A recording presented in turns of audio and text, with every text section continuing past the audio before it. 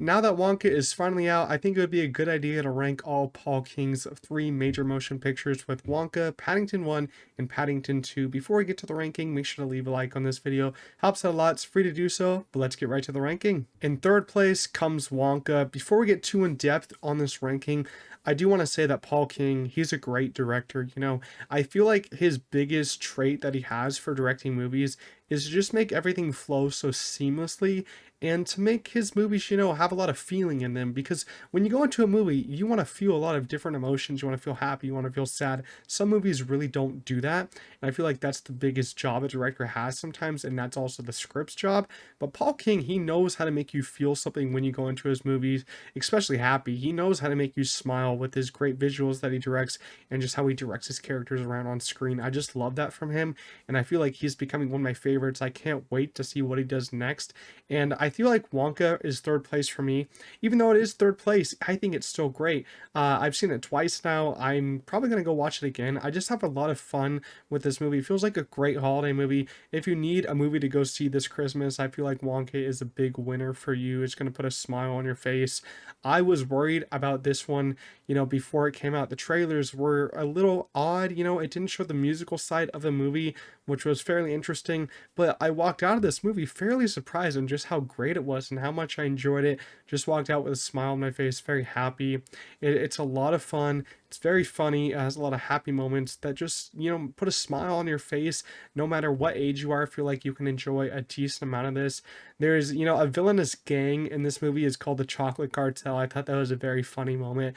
But it's, it feels like they're kind of cartoon villains, which I kind of like because Willy Wonka, it feels like a cartoony kind of movie. He's a cartoony kind of character. And, Timothy Chalamet, I was also a little bit worried about his performance as Willy Wonka because we never really seen him in sort of a comedic role, I would say. Usually he's done a lot of drama roles like Call Me By Your Name. He's done Bones and All, Dune, a lot more drama kind of roles right there. But this is more comedic role for him because Wonka, he's like a crazy kind of guy. He's kind though, but he's also very whimsical. And I feel like Timothy did a great job as that. If you've seen the movie, he does a lot of weird things, just does a lot of weird movements, especially with his eyes. I thought he's sold his eyes very well in his acting movements here. So I really like that a lot.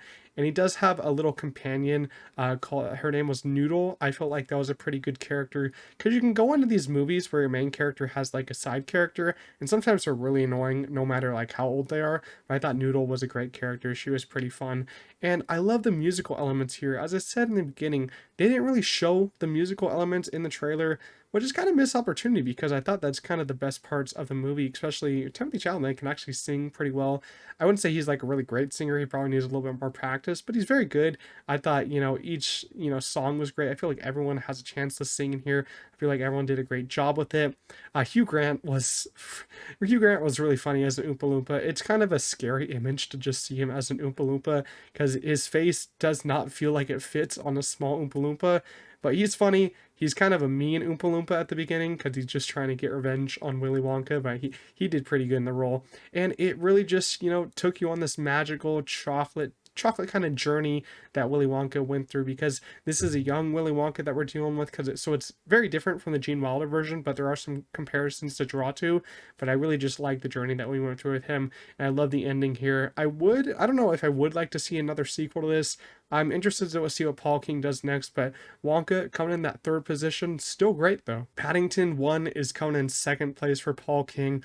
This is a really great intro into the Paddington character who we now know and love after Paddington 2. Paddington is kind of an interesting story for me because when I first watched these two movies a couple years ago, I thought they were good, but I never was really shocked or like blown away by them. But some people are. But I just rewatched them, 2 weeks ago, and I just feel like these get better and better on each rewatch that you have. I think this is like my third time watching both of them, and man, they just really get better and better. The quality of these movies are insane for being kids movies. I know sometimes I really go hard on kids movies because I think for a kid movie to be great, it can apply to kids, but it also can have those adult themes, very emotional moments. I feel like Paul King really does make that happen in the Paddington movies. You can enjoy them as an adult, as like an older person, or as a kid. I feel like a lot of kids do enjoy these movies. So you can make good kids movies. You just have to, have them apply to every single person.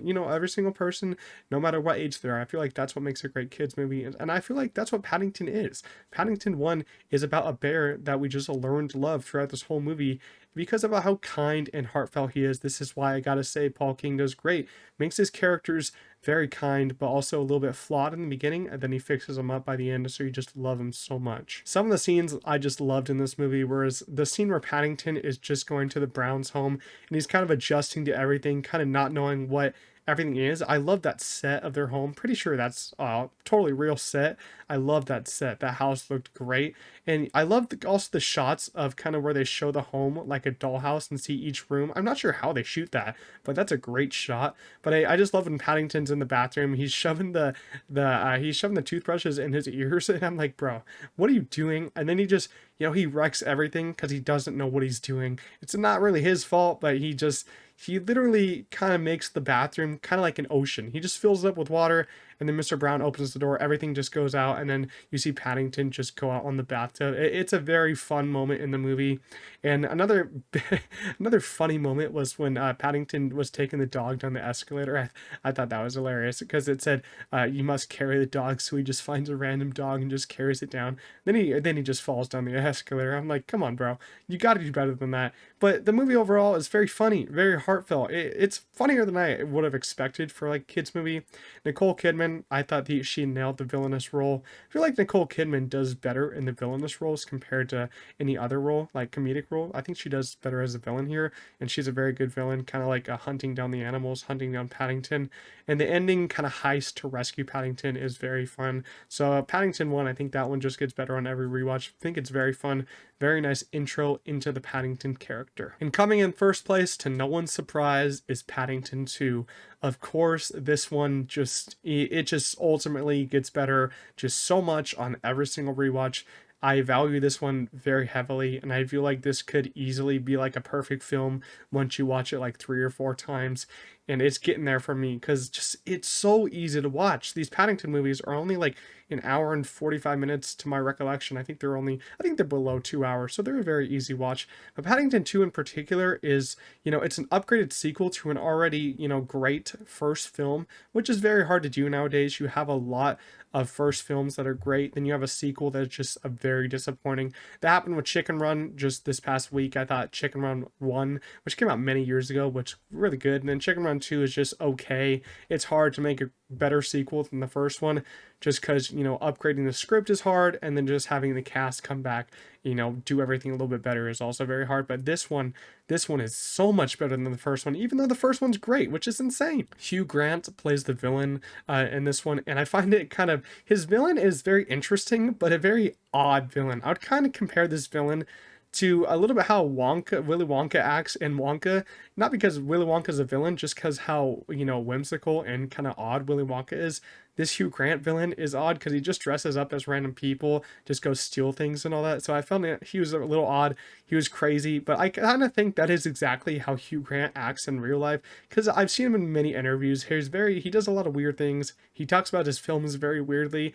So I will say he fits as a villain here. I do like him more in this. I feel like he was a better villain than Nicole Kidman in the first one, but I feel like that's because Paddington 2 has a much stronger plot than the first one, and I'm not trying to bash the first one, but I feel like Hugh Grant's villain here is better than Nicole Kidman in the first one. But I also liked how in Paddington 2, everyone feels like a real family now, and Paddington is very included because in the first one the Browns were just taking him in, getting very used to him, but now it's just a very happy family, and he's included in that family. He's part of the Browns now, and he has a life outside of that house. And I gotta talk about my favorite moments in this one. There's a lot of great moments here. We're just gonna go over a couple of them because I could spend a lot of time talking about this movie. But I love when Paddington in the beginning is trying to give a guy a haircut because the guy thinks that he is giving the one that's gonna give him the haircut, and he's like, oh no, I'm not supposed to be doing this, but he's like, do it, and I'm like, yeah, this is just gonna go completely wrong. This is just like the scene from the first one with the bathtub, but it's just Paddington just trying to give this guy a haircut, trying his hardest, but he just can't do do it. Everything goes wrong for him, and he just takes a straight line out of this guy's back of this guy's head. It's ridiculous. It's a very funny scene, but it's a very bad haircut. You gotta really fault Paddington on this, even though it's not his fault. It's a terrible haircut for that guy. He really messed up his hair, but it's a very funny moment. And I will say one of the, shocking plot lines in this movie was having Paddington go to prison. Basically, he went to prison, and it's a very interesting choice because it could go one or two ways, but it went in the best way possible. I feel like this is, basically the perfect part of the movie. These scenes in the prison are what makes this movie really great, in my opinion, the most perfect scenes in the movie. And if it didn't work, then I feel like this movie might be worse than the first one, but it works a lot. You have those emotional moments of the disconnect between Paddington now and the Browns now, because he doesn't know when he's going to get visited by them anymore. It's a very sad moment. And, he's trying to write to Aunt Lucy still, so it's hard for him to like get used to prison and all that. He tries a lot, tries to fit in here. But we also have those big moments of Paddington basically accidentally turning everyone's prison outfits pink, which is a great moment. And I think it actually made everyone look better, but everyone was a little bit mad at him from the beginning. And I really like the banter between Paddington and Brendan Gleeson's character in the prison. They were both great. Brendan Gleeson had a great time with this, I think. And, I thought he played a very great character that, you were scared of at first, but then he's very heartfelt. That's how Paul King does it. He brings in these characters that you don't know if you like, but they become very heartfelt in the end. And another one of my favorite things about Paddington 2 is some of the lines in this movie are just great. I feel like one of the best lines is Paddington, he finds the good in all of us. Paddington knows how to find the good in everyone because he's that kind of a character. And he says, if we're kind and polite, the world will be right. I feel like that's, the correct way to approach life, which we all, a lot of people, and me included, we don't approach life in that kind of way. It's always great to be kind to other people. And I feel like Paul King, he did a great job with, and the writers did a great job with making this character so polite, making him a great example for kids growing up that watch these movies. So I just love those lines in these movies. And I love the ending on the train here, kind of like the train fight. You get very worried for Paddington once he almost drowns in the ocean, but then he gets saved. Very sad moment there, but he comes out alive. And I love the end, how he finally gets to reunite with his Aunt Lucy. A very, touching ending, very heartfelt ending, which Paul King does. I cannot wait for the third one. I think it's called Paddington in Peru, but, a very sad part about that is Paul King is not going to be directing the third one, which sucks. I would have loved to see him, complete his Paddington trilogy, direct the third one. But we're just going to see how the third one turns out. I'm not even sure who's directing that one, but I will say Paul King just does a great job with all of his movies that he directs. I cannot wait for what he directs next. Make sure to leave your rankings down below of Wonka, Paddington 1, and Paddington 2. Tell me which ones you guys like the most. And that's my ranking for all the Paul King major movies that he has released. Make sure to leave a like on this video if you did enjoy, and I'll see you guys in the next one. Peace out.